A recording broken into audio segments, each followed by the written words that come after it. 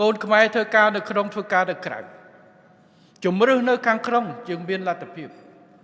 យើងខិតខំពង្រីកតែយើងមិនបិទច្រកទេអ្នកខ្លះថាយើងបញ្ជូនកូនខ្មែរទៅធ្វើខ្ញុំគេនៅខាងក្រៅ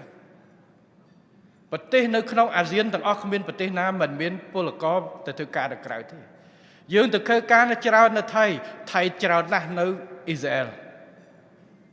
តគ្នាយើងទៅធ្វើការនៅកូរ៉េទៅធ្វើការនៅអាមេរិករាប់ម៉ឺនរាប់សែននាក់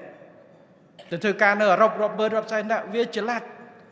ព្រោះយើងមិនអាចឲ្យវិវត្តរបស់យើងស្មើនឹងអាមេរិកទេកូរ៉េក៏មិនអាចឲ្យវិវត្តរបស់គាត់ស្មើនឹងអាមេរិកដែរអញ្ចឹងបានគាត់នៅទៅគាត់យកកង្វះកម្លាំងពលកម្មគាត់យកពីក្រៅទៅបាទ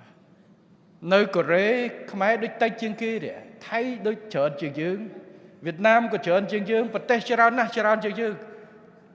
សួរថាយើងធ្វើបែបនេះដើម្បីអីដើម្បីបើកច្រកជូនបងប្អូនធ្វើការហើយនៅខាងក្រៅយើងមិនមែនបលែងចោលទេ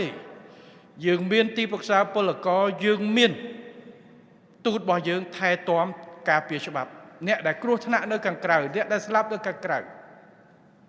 អ្នកដែលមានបញ្ហាគ្រាន់តែបាក់អាគារថ្ងៃមុនដោយសាររញ្ជួយដីនៅថៃទូតយើងនិងទីប្រឹក្សាពលករយើងទៅឈរជើងក្នុងភ្លាមធ្វើការជាមួយថៃសម្រួលមកជាអកុសលយើងមានស្លាប់2នាក់ដែលយើងបានជួយមករៀបចំបនទានចាត់ចែងឲ្យហើយនៅសល់ដូច2នាក់ទៀតបាត់ខ្លួនបាទចឹងបានន័យថាការគិតគូរអំពីសុខទុក្ខរបស់ប្រជាពលរដ្ឋយើងមិនត្រឹមតែរឿងវិវត្តរឿងឱកាសទេតែយើងទោះជាយ៉ាងណាអតិភិបធំត្រូវពង្រីកឲ្យបានច្រើននៅក្នុងប្រទេសតាមគ្រប់រូបភាពតាក់ទាញវិនិយោគទាំងក្រៅទាំងក្នុង